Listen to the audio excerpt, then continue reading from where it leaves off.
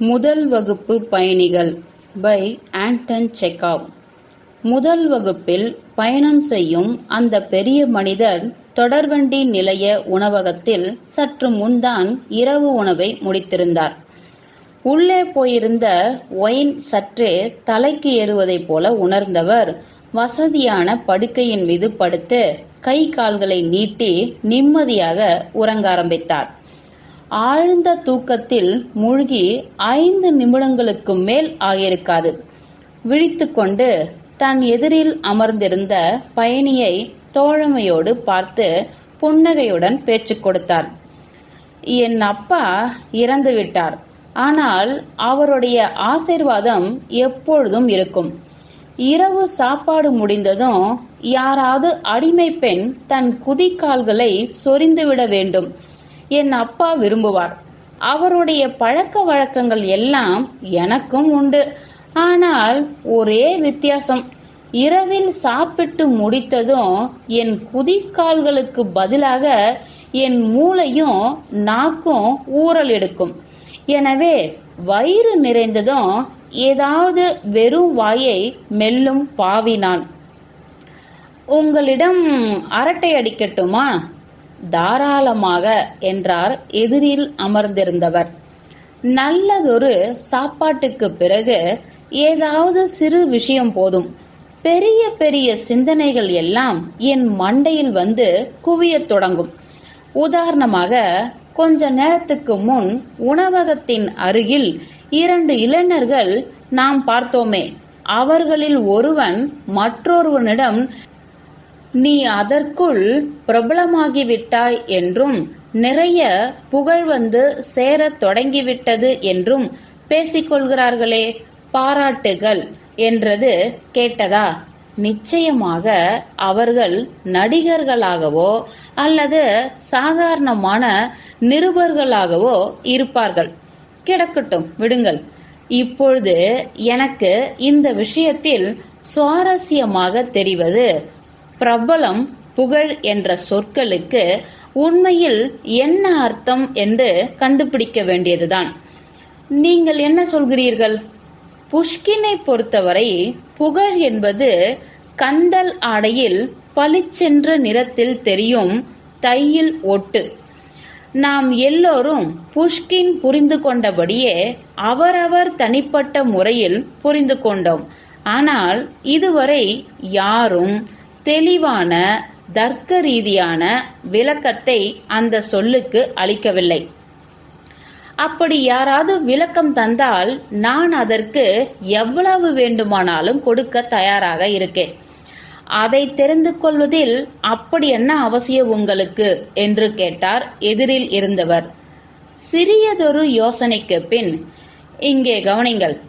நமக்கு மட்டும் புகழ் என்பது என்ன என்று தெரிந்துவிட்டால் அதை அடைய கூடிய வழிமுறைகளும் தெரிந்துவிடுமே என்றார் அந்த பெரிய மனிதர். மேலும் தொடர்ந்தார் அவர், உங்களிடம் சொல்வதற்கென்ன? இளைஞனாய் இருந்தபோது என்னால் முடிந்தவரை எப்படியாவது புகழை அடைய வேண்டும் என்று ஏங்கினேன். சொல்ல போனால் பிரபலம் அடைய வேண்டும் என்பது எனக்கு பெரிய மனக்கவலையாக இருந்தது. அதற்காக நான் படித்தேன், வேலை செய்தேன், பல இரவுகள் விழித்திருந்தேன், உணவை மறந்தேன், கடைசியில் உடல்நிலையை கெடுத்துக்கொண்டேன். இந்த இடத்தில் நான் ஒரு நடுநிலையான நீதிபதியாக சொல்ல முடியும் என்று நினைக்கிறேன். ஆம், புகழை அடைய தேவையான அத்தனை விஷயங்களையும் நான் பெற்றிருந்தேன். முதலில் நான் ஒரு அனுபவம் வாய்ந்த பொறியாளர். ரஷ்யாவில் ஏறக்குறைய 20 அற்புதமான பாலங்களை கட்டியுள்ளேன். நீர் வழங்கும் திட்டத்தை 3 நகரங்களுக்கு நிறைவேற்றி தந்துள்ளேன். ரஷ்யா, இங்கிலாந்து, பெல்ஜியம் ஆகிய நாடுகளில் பணியாற்றியுள்ளேன். இரண்டாவதாக, என் துறை சார்ந்த பல சிறப்பு கட்டுரைகளை வெளியிட்டுள்ளேன். மூன்றாவதாக, சிறு வயது முதலே வேதியியல் மீது எனக்கு ஒரு கண். ஓய்வு நேரத்தில் இந்த அறிவியல் துறையில் நான் செய்த ஆராய்ச்சியில் பல்வேறு கரிம அமிலங்களை பிரித்தெடுக்கும் முறைகள் குறித்து கண்டுபிடித்திருக்கிறேன். எனவே வெளிநாட்டில் உள்ள அனைத்து பாட புத்தகங்களிலும் என் பெயரை நீங்கள் காணலாம். இத்தனை காலமும் அரசு பணியில் நான் ஒரு அதிகாரியாக இருந்து வந்தேன். ஸ்டேட் கவுன்சிலர் அளவுக்கு பதவி உயர்வு பெற்றேன். என் மீது சிறு களங்கமும் சுமத்த முடியாது. என் தகுதிகள், பணிகள் ஆகியவற்றை பட்டியல் போட்டு உங்கள் பொறுமையை சோதிக்க மாட்டேன். நான் ஒன்று மட்டும் சொல்லுவேன், சில பிரபலங்களை விட நான் பல விஷயங்களை சாதித்துள்ளேன். இருந்தும் என்ன பயன்? ஏற்கனவே எனக்கு வயதாகிவிட்டது. சாக தயாராகி கொண்டிருக்கிறேன். அதாவது அதோ ரயில் பாதை ஓரமாக ஓடி வருகிறதே அந்த கருப்பு நாயை எத்தனை பேருக்கு தெரியுமோ அத்தனை பேருக்கு தான் நான் தெரிகிறேன். உங்களுக்கு எப்படி அது தெரியும்? ஒருவேளை உங்களை நிறைய பேருக்கு தெரிந்திருக்கலாம். அப்படியா? இதோ இப்பொழுதே அதை சோதித்து பார்த்து விடலாம். ஸ்ரிக்கு நோ என்ற பெயரை எப்பொழுதாவது கேள்விப்பட்டிருக்கிறீர்களா? எதிரில் இருந்தவரின் கண்கள் மேல் தளத்தை நோக்கி ஒரு கணம் யோசித்த பின் சிரித்து கொண்டே, இல்லை, நான் கேள்விப்பட்டதில்லை என்று பதிலளித்தார். அது என் பெயர்தான். பார்த்தீர்களா? படித்த நடுத்தர வயதுடைய நபரான நீங்கள் இதுவரை என் பெயரை கேள்விப்பட்டதில்லை. இதிலிருந்து நான் கூறியது தெளிவாகிறது. பிரபலமாக நான் என்ன செய்திருக்க வேண்டுமோ அதனை செய்யவில்லை என்பது புரிகிறது. நான் சரியான வழியை பின்பற்றவில்லை. புகழை சர்வ சாதாரணமாக அடைந்து விடலாம் என்ற அதீத நம்பிக்கையோடு இருந்த எனக்கு தோல்வியே கிட்டியது. அப்படியென்றால் எதுதான் சரியான வழி? யாருக்கு தெரியும்? நீங்கள் திறமை, அறிவு, தனித்தன்மை இப்படி சிலவற்றை சொல்லிக்கொண்டே போகலாம். இல்லவே இல்லை. என்னுடன் ஒப்பிடும்போது பயனற்ற, மூளையற்ற, இன்னும் கேட்டால் மோசமான மனிதர்கள் பலர் என் கூடவே வாழ்ந்து பணியாற்றினார்கள். என்னை விட 1000 மடங்கு குறைவான வேலையை அவர்கள் செய்தனர். அவர்கள் எதற்கும் அலட்டிக்கொள்ளவில்லை. அவர்களிடம் அசாதாரண திறமைகள் இல்லை. புகழுக்காக அவர்கள் பாடுபடவில்லை. இருந்தாலும் அவர்கள் இப்பொழுது இருக்கும் நிலையை பாருங்கள். இன்னும் மக்கள் அவர்களது பெயர்கள் செய்தித்தாள்களில் வருகின்றன. பேச்சில் அடிபடுகிறார்கள். உங்களுக்கு சலிப்பாக இல்லை என்றால் நான் அதற்கு ஒரு உதாரணம் சொல்கிறேன். சில ஆண்டுகளுக்கு முன் அந்த சா நகரத்தில் ஒரு பாலம் கட்டிக்கொண்டிருந்தேன். அந்த சிறிய நகரத்தில் பணியாற்றுவது மிகவும் அலுப்பாக இருக்கும் என்பதை சொல்லியாக வேண்டும். அங்கு இருந்த பெண்கள், சீட்டுக்கட்டு இவை மட்டும் இல்லாமல் போயிருந்தால் எனக்கு பைத்தியமே பிடித்திருக்கும். போகட்டும், இப்பொழுது அது நடந்து முடிந்த கதை. சுருக்கமாக சொன்னால், உள்ளூர் பாடகி ஒருத்தியுடன் எனக்கு தொடர்பு இருந்தது. எல்லோரும் அவளை பார்த்து ஏன் பெரும் பரவசம் அடைந்தார்கள் என்று எனக்கு தெரியவில்லை. ஆனால் என்னை பொறுத்தவரை எப்படி சொல்வது, அவளை போல் உலகில் உள்ள நூற்றுக்கணக்கான பெண்களைப் போல் அவள் அதீத திறமை ஏதும் பெற்றிராத சாதாரண சராசரியான பெண். திடீரென நிதானம் தவறுகின்ற பேராசை பிடித்த மூளையில்லாத முட்டாள் பெண். இப்படி சொல்லிக்கொண்டே போகலாம். நிறைய சாப்பிடுவா, நிறைய குடிப்பாள், மாலை 5 மணி வரை தூங்குவாள். இதுதான் அவள் செய்த சாதனை என்று நினைக்கிறேன். அவள் ஒரு விலைமகள் என்று கருதப்பட்டாள். அதுதான் அவளுடைய தொழில். ஆனால் அவளை பற்றி அலங்காரமாக பேச விரும்பியவர்கள் அவளை நடிகை என்றும் பாடகி என்றும் குறிப்பிட்டனர். அந்த காலத்தில் நாடகங்களை நான் ஆராதித்து வந்தேன். அதனால்தான் அந்த ஏமாற்று பேர்வழி நடிகை என்ற பட்டத்தை தவறாக பயன்படுத்தியது. எனக்கு மிகவும் கோபத்தை உண்டாக்கியது. அந்த வாயாடி பெண்ணுக்கு நடிகை என்றோ பாடகை என்றோ அழைத்து கொள்ள எந்த உரிமையும் இல்லை. திறமை, உணர்வுகள் என எல்லாவற்றிலும் பற்றாக்குறையுடைய ஒரு ஜந்து அவள். பரிதாபத்துக்குரிய பெண் என்று கூட சொல்லலாம். என் கணிப்புப்படி அவளுடைய கலை அந்த அளவு கவர்ச்சியாக இருப்பதற்கு காரணம், எப்பொழுது ஒரு காலை குலுக்க வேண்டும் என்று அவளுக்கு தெரியும் என்பதோடு, அவளுடைய ஒப்பனை அறைக்கு பெரிய மனிதர்களான ரசிகர்கள் வரும்பொழுது அவளிடம் நாணம் இருக்காது. பொதுவாக மொழிபெயர்க்கப்பட்ட பாடல்களையும் பல சுவை காட்சிகளையும் தேர்ந்தெடுப்பதை வழக்கமாக வைத்திருந்தாள். ஒரு இளைஞனை போல் அலங்கரித்து கொண்டு தன் உடல் அமைப்பை இறுக்கமான உடைகள் மூலம் காட்டக்கூடிய பகுதிகளை தேர்ந்தெடுப்பாள். ஒரே வார்த்தையில் சொன்னால் அருவருப்பு. சரி, இப்பொழுது நான் சொல்வதை கவனமாக கேளுங்கள். நேற்றுதான் நடந்தது போல் அந்த புதிதாய் கட்டப்பட்ட பாலத்தின் திறப்பு விழா. அத்தனை நன்றாக எனக்கு நினைவிருக்கிறது. நன்றி தெரிவிக்கும் நிகழ்ச்சி ஒன்று ஏற்பாடாகியிருந்தது. அது தொடர்பாக உரைகள், தந்திகள், இதர விஷயங்கள் எல்லாம் நடந்து கொண்டிருந்தன. எங்கே என் இதயம் புகழினாலும் ஆர்வத்தினாலும் விம்மி வெடித்து விடுமோ என்ற பயத்தோடு என் படைப்பை அடிக்கடி சென்று பார்த்து வருவேன். எல்லாம் நடந்து முடிந்த கதை. எனவே ஏன் இன்னும் தன்னடக்கத்தோடு குறிப்பிட வேண்டும்? ஆமாம், அந்த பாலம் ஓர் அற்புதமான படைப்பு என்பதை சொல்லிவிடுகிறேன். பாலத்தின் காட்சி கண்களுக்கு விருந்து. திறப்பு விழாவுக்கு ஒட்டுமொத்த நகரமே திரண்டு வந்தது என்றால் அதில் ஆச்சரியப்பட என்ன இருக்கிறது? சரி, இப்பொழுது மக்கள் அனைவரது பார்வையும் என் மீதுதான் என்று நான் நினைத்து கொண்டிருந்தேன். எங்கேயாவது ஒளிந்து கொள்ளலாமா என்று நினைத்தேன். நான் அதிகம் கவலைப்பட்டிருக்க வேண்டாம். அங்கிருந்த அதிகாரிகளை தவிர வேறு யாரும் என்னை ஏறெடுத்து கூட பார்க்கவில்லை. கரையோரத்தில் குழுமியிருந்த மக்கள் அதை கட்டியவனை பற்றி சிறிதும் எண்ணி பார்க்காமல் அர்த்தமின்றி அந்த பாலத்தையே வெறித்து பார்த்து கொண்டிருந்தனர். அந்த நொடியிலிருந்து பெரும் அளவில் குவிந்திருந்த இந்த மதிப்புக்குரிய பொதுமக்களை நான் வெறுக்கத் தொடங்கினேன். போகட்டும், அடுத்து என்ன நடந்தது என்று பாருங்கள். திடீரென கூட்டத்தில் ஒரு சலசலப்பு. எல்லோரும் தங்களுக்குள் கிசுகிசுவென பேசிக்கொண்டனர். மக்கள் முகத்தில் சிறு புன்னகையுடன் முன்பகுதிக்கு செல்ல ஆரம்பித்தனர். என்னை அடையாளம் கண்டு கொண்டு விட்டார்கள் என்று எனக்குள் வேகமாக முடிவு செய்தேன். ஆர்வத்துடன் பார்த்தேன்.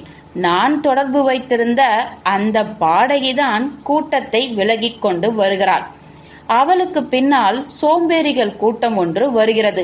அவளை பார்க்க கருத்துக்களை நீட்டிக்கொண்டு வரும் மக்களின் கூட்டம்தான் அது. நூற்றுக்கணக்கான மக்கள் முணுமுணுக்கும் சப்தம் கேட்டது. அது யார் தெரிகிறதா? பார், என்ன அழகு! இந்த இடத்தில் என்னையும் அடையாளம் கண்டு கொண்டார்கள். வெட்டியாக திரியும் 2 பேர் உள்ளூர் நாடக ரசிகர்களாக இருக்க வேண்டும். என்னை பார்த்தார்கள். தங்களுக்குள் பார்வைகளை பரிமாறி பின் என்னை காட்டி அவர் அவளுடைய காதலர் என்றார்கள். இது உங்களுக்கு பிடிக்குமா? அடுத்து மழிக்கப்படாத நீண்ட முகத்துடன் பட்டு தொப்பி அணிந்த ஒரு மட்டமான நபர் என் பின்னால் சிறிது நேரமாக நின்று கொண்டிருந்த அந்த ஆள் என் பக்கம் திரும்பி, அந்த கரைக்கு நடந்து போகிறாளே அந்த பெண் யார் என்று உங்களுக்கு தெரியுமா? அவள்தான் மிஸ். அவளுடைய குரல் சகிக்காது, ஆனால் அதை அவள் அற்புதமாக கையாள்வாள் என்றான்.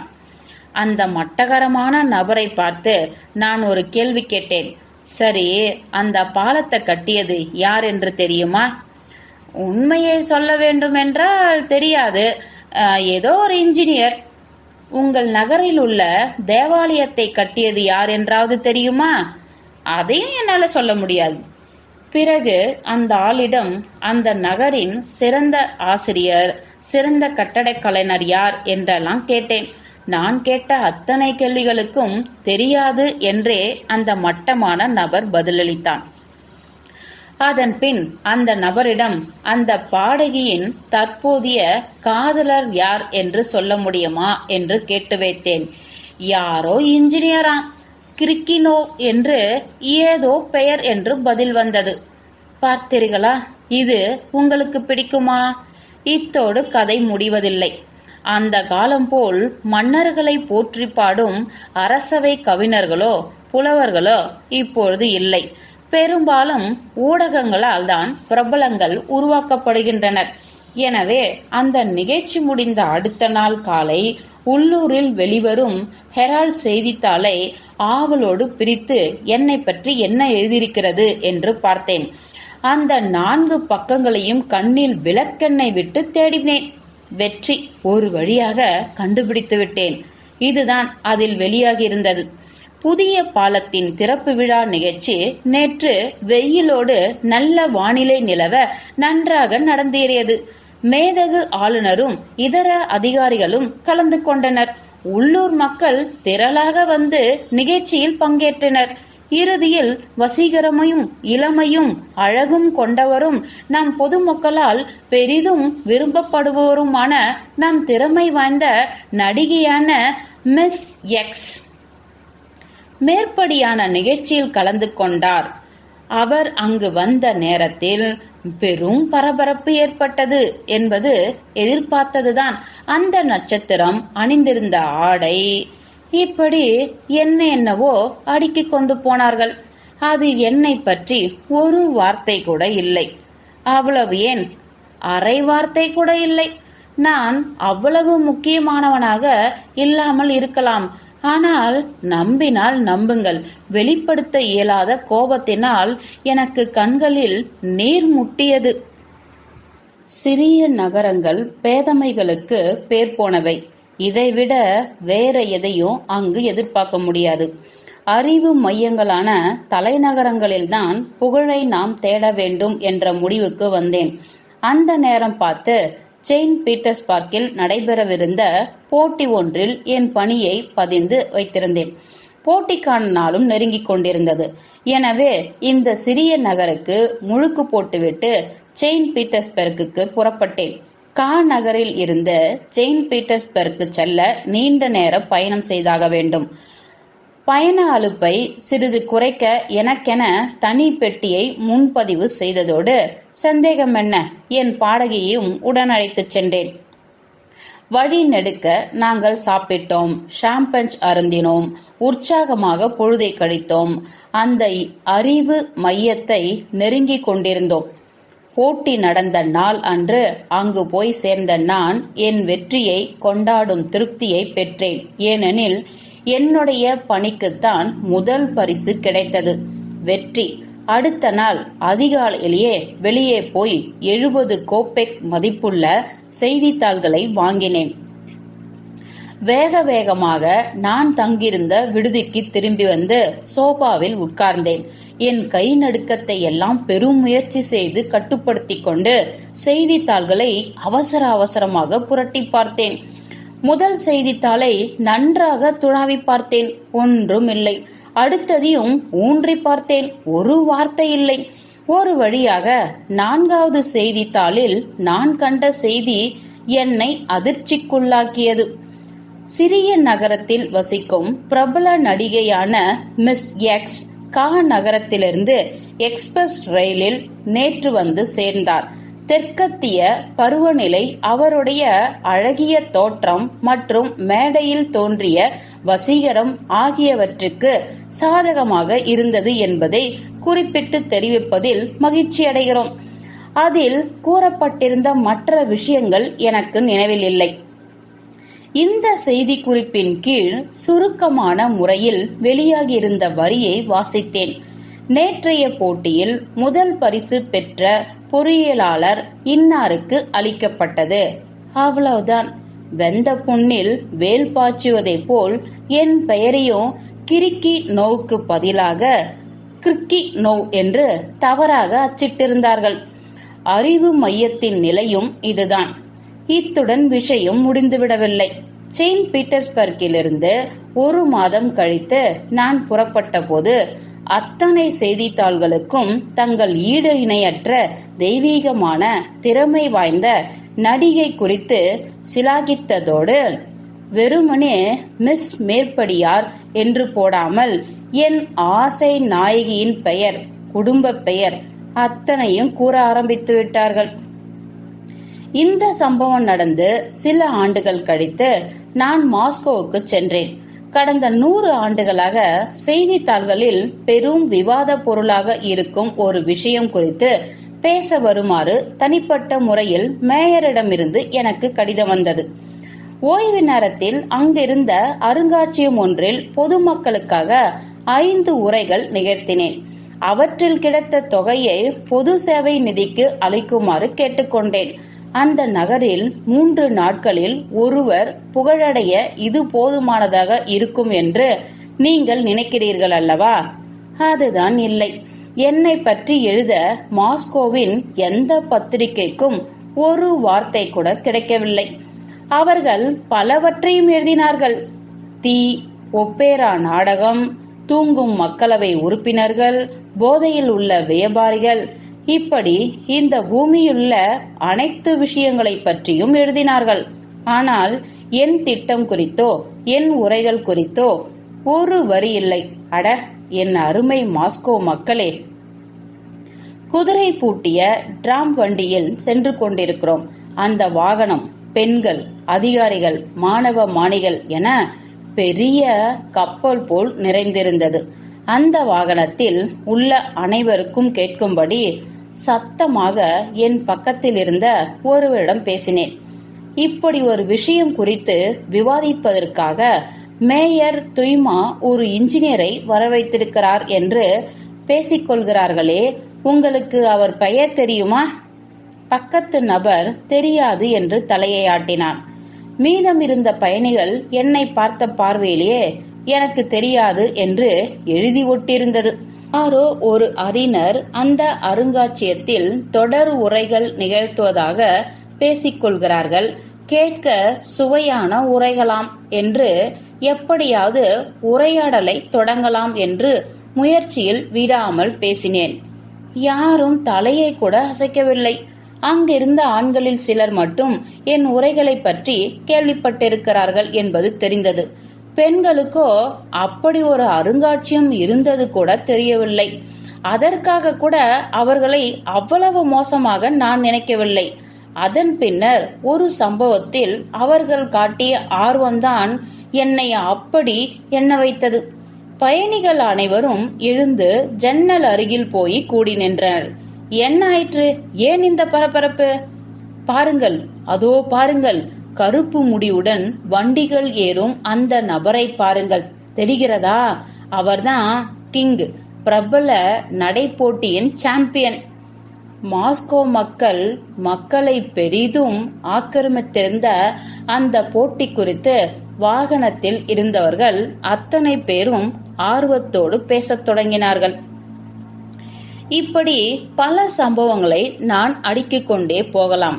ஆனால் போதுமான அளவு சொல்லிவிட்டேன் என்று நினைக்கிறேன். சரி, என்னை பற்றி நான் கொண்டிருந்த கணிப்பு தவறு என்றே வைத்துக் கொள்வோம்.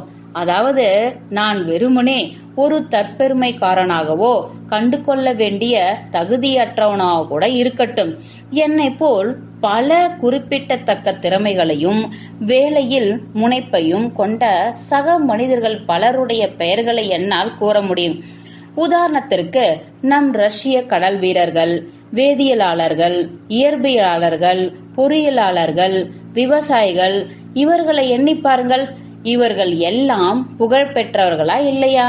ரஷ்யாவின் ஓவியர்கள், சிற்பிகள், எழுத்தாளர்கள் எல்லோரையும் படித்த மக்களுக்கு தெரியுமா? இலக்கியத்தில் பழுத்த அனுபவம் உடைய ஒருவர், கடின உழைப்பையும் திறமையும் கொண்ட அவர் 33 ஆண்டுகளாக பல பதிப்பாளர்களின் வாயில்களில் சுற்றி கொண்டிருப்பவர். குறைந்தது 20 முறையாவது மான நஷ்ட வழக்கு தொடரப்பட்டவர். இருப்பினும் அவர் நிலை எதுவும் மாறாமல் அதே இடத்தில்தான் இருக்கிறார்.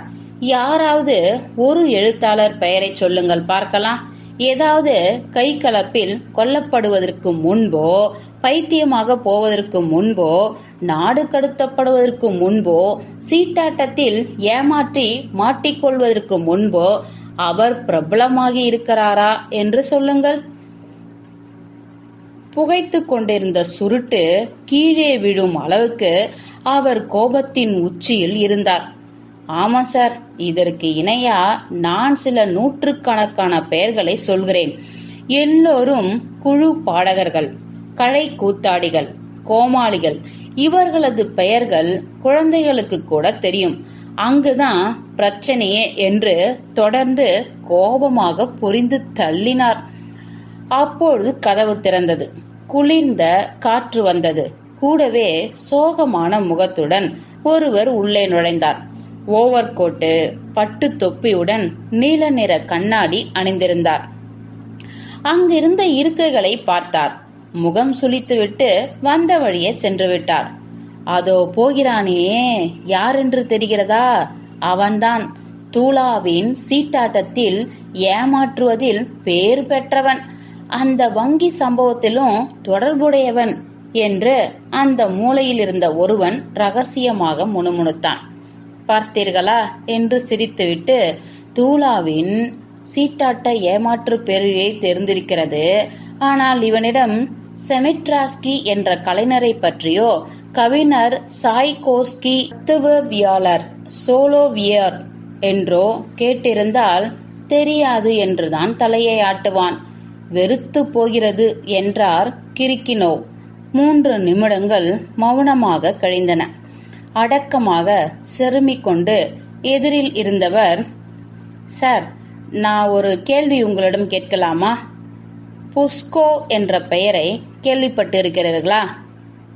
யார் புஸ்கோ? யோசித்து பார்க்கிறேன். புஸ்கோ? இல்லை, புஸ்கோ என்ற யாரையும் எனக்கு தெரியாது. அது என் பெயர்தான் என்று எதிரில் இருந்தவர் அடக்கத்தோடு கூறினார். மேலும் அவர், அதாவது உங்களுக்கு இந்த பெயரை தெரியாது. இத்தனைக்கும் நான் ரஷ்யாவில் உள்ள ஒரு பல்கலைக்கழகத்தில் பேராசிரியராக 35 ஆண்டுகளாக பணியாற்றி வருகிறேன். அகாடமியின் உறுப்பினராகவும் இருக்கிறேன். நான் பல புத்தகங்களை வெளியிட்டிருக்கிறேன். ஒருவரை ஒருவர் அர்த்த புஷ்டியோடு பார்த்து கொண்ட பின் இருவரும் பலமாக சிரித்தனர். முற்றும்.